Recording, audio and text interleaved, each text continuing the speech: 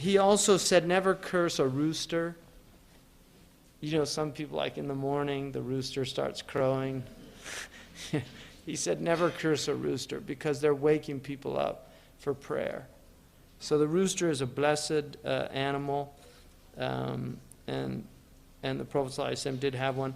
He also had, there were cats in the house. There were also dogs in the early period. Aisha had a puppy dog. Jibril complained about it, and the Prophet ﷺ did not keep any dogs in the house after that.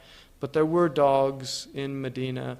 The type of attitude that Muslims have towards dogs is completely unacceptable.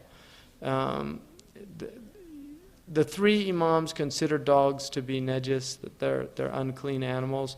Imam Malik was not of that opinion. His proof to me is a stronger proof. The hadith, إِذَا وَلَغَ كَلْبٌ فِي إِنَاءٍ فَاغْسِلُوهُ سَبْعًا, if a dog licks in a bowl, clean the bowl 7 times. Imam Malik said, had it been for najasa, he would not have mentioned a number. Because to remove najasa is just whatever it takes to remove it. But the fact that he mentioned sab'an, he said that it means it's ta'abbud, that the wisdom is not known to us why we're told to do that. But Malikis have never had a problem with the dogs. And seeing eye dogs, I mean, I know Muslims, there's Muslims in our community, there's who have seeing eye dogs, and when they come, it's like suddenly everybody becomes, which is not really appropriate for somebody who has a seeing eye dog. It's just not really a very nice thing to do to somebody, because dogs are very beneficial. They're also animals that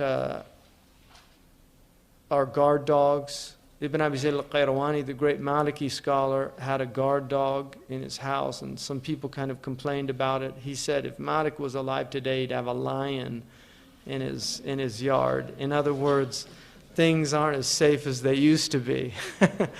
So if you know a Muslim that has I had one of my teachers had a guard dog, and I saw with my own eyes, because I used to eat with him, and with my own eyes I saw this. He would take the couscous, roll it, put it in his left hand, and feed the dog while he was eating dinner.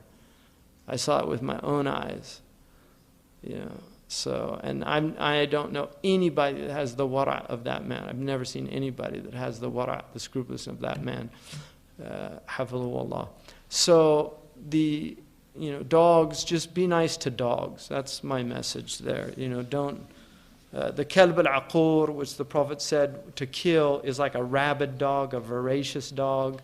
But just the dogs that you see in the West, really don't. It's just people have dogs. They're dog people, and they need to become Muslim.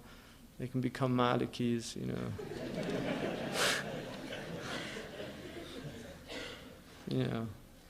They have a redneck bumper sticker. My wife, definitely. My dog, maybe. My gun, never. Right? Yeah. So,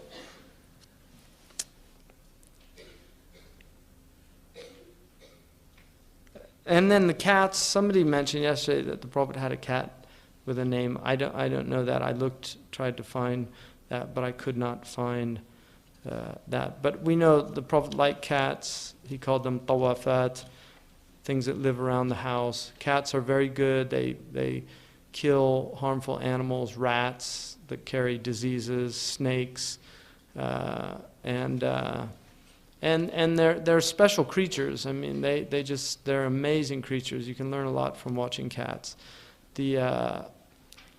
So there were cats in the Prophet's house. Some in the Shafi'i madhab, they have more scrupulousness about cat hairs and praying with cat hairs, things like that. So generally, the hairs of the animals should be avoided as much as possible. If you do have pets, to pray with a rug that doesn't have the hairs on them.